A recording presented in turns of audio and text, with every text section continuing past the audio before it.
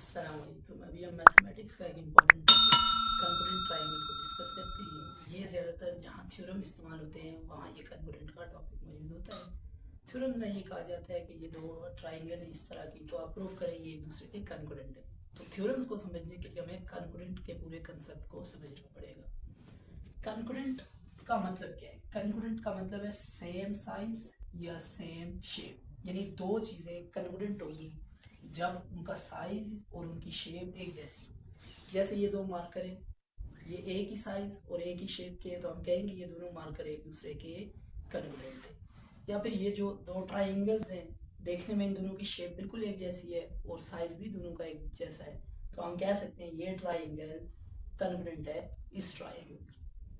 तो basically concurrency जो होती है ये सिमिलैरिटी होती है, सेम होता है साइज में भी और शेप में भी।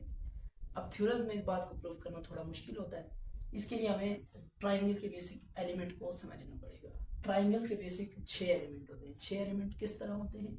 ये अगर एक ट्राइंगल है तो इसका एक यहाँ एंगल होगा, एक एंगल यहाँ होगा, एक एंगल यहाँ होगा। इसके 3 एंगल हो गए, ये एक साइड है, ये दूसरी साइड है और ये तीसरी साइड है। 3 ही साइड है, 3 एंगल 3 साइड, तो इस तरह इसके 6 एलिमेंट बनेंगे।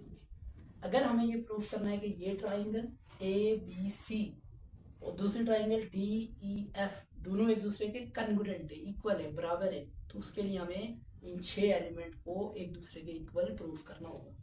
कैसे? ये एंगल ए है, पहली बात कर रहे हैं 6 एलिमेंट में से। ए पर जो एंगल हो ये कॉन्ग्रुएंट यानी इक्वल हो, ये कॉन्करेंसी का साइन होता है, यानी ऑलमोस्ट इक्वल हो इसका जो कॉरेस्पॉन्डिंग एंगल इस ट्राइंगल में हो, यानी एंगल डी के इक्वल हो। पहली बात।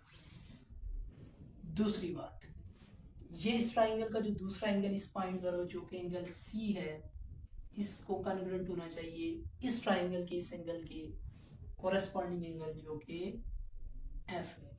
यानी अगर सी 30 डिग्री है तो दूसरी ट्राइंगल के पॉइंट एफ पर भी एंगल 30 डिग्री ही हो।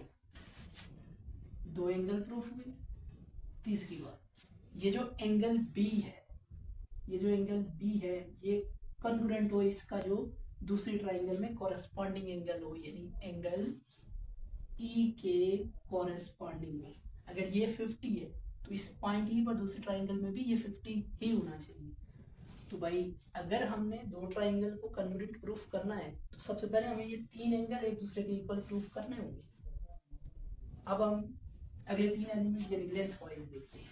नंबर 4, इस ट्राइंगल की यहाँ से यहाँ तक लेंथ है ए बी, ये कन्वर्ट होनी चाहिए, बराबर होनी चाहिए, यही साइड हो लेकिन दूसरी ट्राइंगल की, यानी कॉरेस्पॉन्डिंग साइड हो दूसरी ट्राइंगल की। डी से डी ई के कन्वर्ट, यानी अगर ए बी 5 सेंटीमीटर है तो इसकी कॉरेस्पॉन्डिंग साइड दूसरी ट्राइंगल में डी ई ये भी 5 सेंटीमीटर हो, तो इस तरह ये प्रूफ हुआ।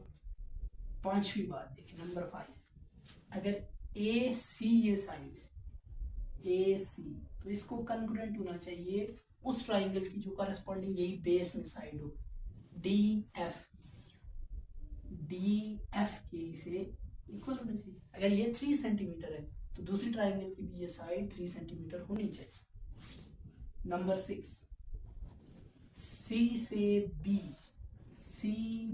जितनी लेंथ हो इसके कॉरेस्पॉन्डिंग साइड एफ ई की भी इतनी ही लेंथ हो। अगर ये 6 सेंटीमीटर है तो ये भी कितनी हो, 6 सेंटीमीटर। यानी हम ये कह सकते हैं ये जो दो ट्राइंगल्स हैं ये एक दूसरे के कॉन्करेंट होंगी। कब? जब ये 6 चीज़ें सेटिस्फाई करेंगी। जब ये 6 चीज़ें सेटिस्फाई करेंगी तो हम यूँ लिखेंगे ट्राइंगल, इसका नाम है A B C, triangle A B C, क्योंकि 6 चीज़ें सेटिस्फाई होगी तो ये उसके बराबर होगी, यानी कन्वर्जेंट होगी।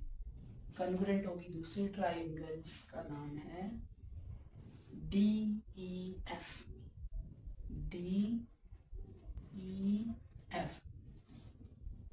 ये चीज कन्वर्जेंसी होगी। इसका मतलब ये दोनों ट्राइंगल हर लिहाज से एक दूसरे के इक्वल, इनकी सारी चीजें एक दूसरे के इक्वल है।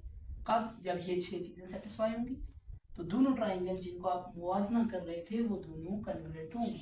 लेकिन थ्योरम्स में हम जब जाते हैं तो ये 6 चीजें प्रूव करना बहुत मुश्किल काम होता है। उसके बाद हमें ये प्रूव करना होता है ये कंकरेंसी है, यानी ये 6 चीजें प्रूफ होंगी तो कंकरेंसी प्रूफ होगी। लेकिन ये 6 चीजें प्रूव करना मुश्किल है, इसलिए हम चीजों को आसान करने के लिए कुछ पोस्टुलेट का यूज करते हैं। अब हम समझते हैं ये पोस्टुलेट क्या होता है और हम इसको थ्योरम में कैसे अप्लाई करेंगे।